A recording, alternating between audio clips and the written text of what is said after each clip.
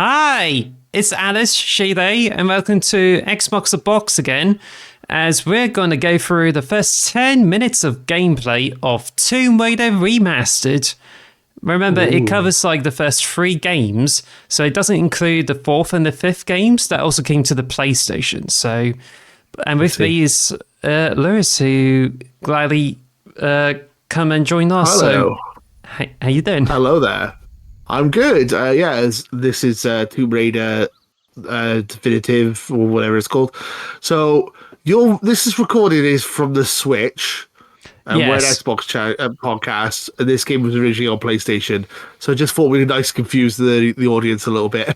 Yeah, so basically, you can get this game on the PlayStation 5, PC, I believe, as well as Xbox Series S and X, as well as like a Switch.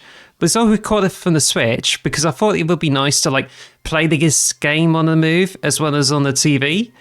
But yeah, I'm playing through Tomb Raider 3 right now, which you can start the game in any order, and it lets you like switch between like the original, the remaster visuals. So you can play it in the widescreen PlayStation mode, or you can like play this in the remastered graphics.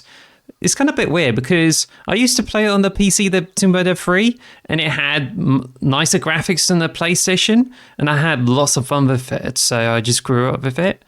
But it doesn't like feature these graphics, so it's either remastered or the 30 frames per second, like as if you're playing on the PlayStation. Fair enough. Yeah, I mean, I like a good. Tomb Raider is is a classic game, isn't it? It's like one of those, it's iconic.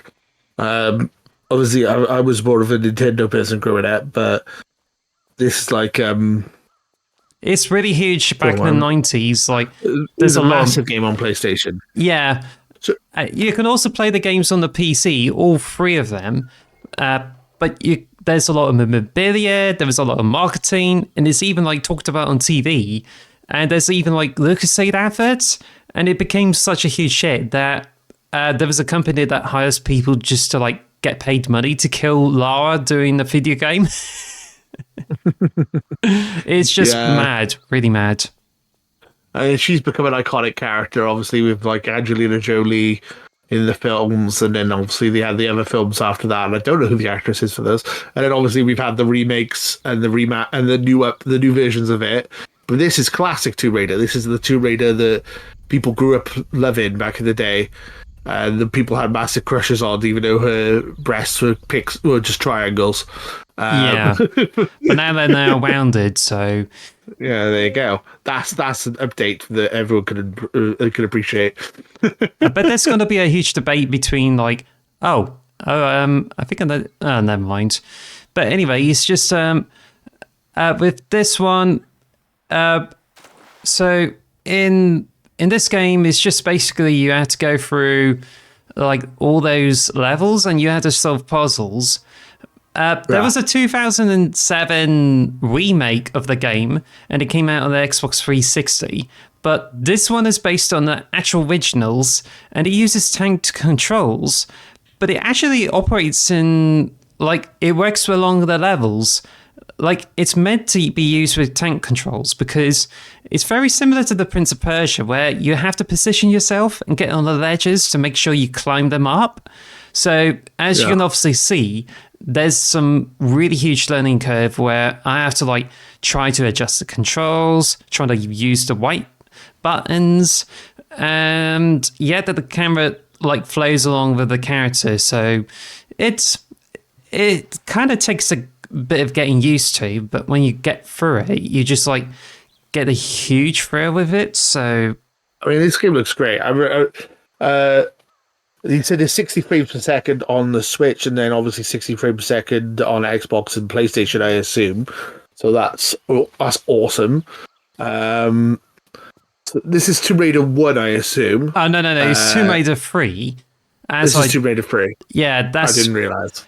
Yeah, you can start the game in any order. The Tomb Raider one is like involves you going into the icy cave in, and eventually you get through dealing with some weird stuff like dinosaurs, for instance. Whereas Tomb Raider 2 has more of a story with it, where it involves going into Asian countries to like deal with the mysterious artifacts. But Tomb Raider 3 is the one where you have multiple adventures where it begins in the jungle and then you just travel to different locations like London, Nevada, and even some like random places where you can get more artifacts. So unfortunately though, it doesn't include the fourth game, which takes place in Egypt and then like has huge twists for the story. And then you have Tomb Raider Chronicles, which adds more adventures, but it is the last of a kind before it came over to the PlayStation 2, which is called Angel of Darkness. But in this one, it's like covers all the first three games, so you could consider this to be Mega Man Wily Wars of the whole franchise, I guess. Remember there's Wily Wars on the Mega Drive where you only have like first three games, even though there's already 6 games that came out. Yeah, I would say this is like the original trilogy, isn't it? This is where it all began. So can you still lock your butler in the fridge? That was what I always remember from the original Tomb Raider games. Oh, I need to check that out because I got as far as like checking out this level, but checking out Lara's home is definitely the next thing because it's meant to be a tutorial which involves a huge level where you can like practice gameplay. But yeah, it obviously like involves a lot of silly stuff of it. And yeah, I think it's possible you can like trap the butler in the fridge. So yeah, I have tried that in the original. Terrified me as a kid. Yeah, as a kid, it almost like felt like a horror game, like trying to get away from the butler who was just following you around. It's like, oh, no. Then you end up locking him in the fridge eventually. Yeah, I remember that freaking me out as a kid. But yeah, like this is one of the first like proper adventure games that like ever came out. Really, like this is like an inspiration for a lot of action adventure games going forward. Third person. It's one of the first games you had like climbing and swimming and all that stuff as well, you know, with like a realistic looking character, not like a cartoony character, you know. Yeah, realistic for the time. And it's interesting to see that, you know, Tomb Raider still holds a massive place in everyone's heart. She's still an iconic character, and it's an interesting little collection we got here. Yes. Do you know how much this cost? Because I haven't got around to buying it myself. Well, it's actually 25 quid, and it could be like $25, and that's for all three of them. Deal. So I just like looked around, and I was looking at BioShock, which you can get like 9 quid for like all 3 games, which you can get at Xbox sale in the moment, which is quite cool. Yeah. But this one is like 25 quid, and I just thought I'd like to go for it. Because it's quite a nice nostalgia thing. But hey, I did this trick and I still couldn't figure out how to do this for like really properly. But the handstand, yeah, I was going to say my old favourite, the handstand. I was going to say it took you a couple of attempts to grab onto that ledge, and then you did the handstand. I remember that handstand. I was going to say you stuck here and then realised then you did the flip, so I never got a chance to say, yeah. I was going to get this in my fantasy league as well. I was thinking that, but I thought it was a bit risky, so I didn't bother in the end. You mean risky? I meant, yeah. I just didn't know what kind of reviews it was going to get, so I was quite... It looks pretty good, though. It looks solid. The reviews for this is like... It's reviewed favourably. Some of them are like 9s, some of them are 7s. But the biggest problem is that the graphics might be a bit odd, like the textures. It does work towards the fantasy of the levels. Like, it doesn't go for a lot of realism, and instead like tries to makes the graphics look good, but it does get a little bit dark in some areas. So I had to like switch between different modes just to make sure I know where I'm going. But I mean, even though it's like a HD 60 frames a second remaster, you can still tell this is a PS1 game because it's all polygonal. Like, it's very like square and jagged in places, isn't it? I mean, you can tell that it's not designed with modern graphics in mind. Essentially, it's not. No. As I said, everything's very pointy. Yes, which is not a problem. It's fine. It kind of gives it a little bit of charm to it, to be honest. But you can tell that this isn't a modern adventure game. It's more of a throwback, which is totally fine.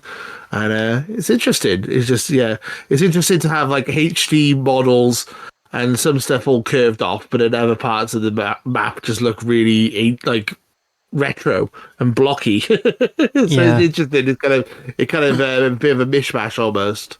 But anyway, we're only like covering the first 10 minutes of gameplay, and I think it's worth giving it a go and just check it out because it's a huge learning curve. The levels does require you to think a lot, and it's not very obvious like how you get through it. But once you get to like know the solutions, which ways to get through the levels, it becomes a very satisfying experience. And I certainly enjoyed it as a kid. So the Tomb Raider Remastered trilogy is now available on like Switch, Xbox, and PlayStation. So if you enjoyed this gameplay video, then be sure to like and subscribe. So until then, take care. Thank you for watching. Bye. Bye. Thank you for listening to the X Marks the Box podcast. Follow us at X Marks Box on Twitter or X Marks the Box on YouTube. And follow us on all audio podcast services. Thanks for listening.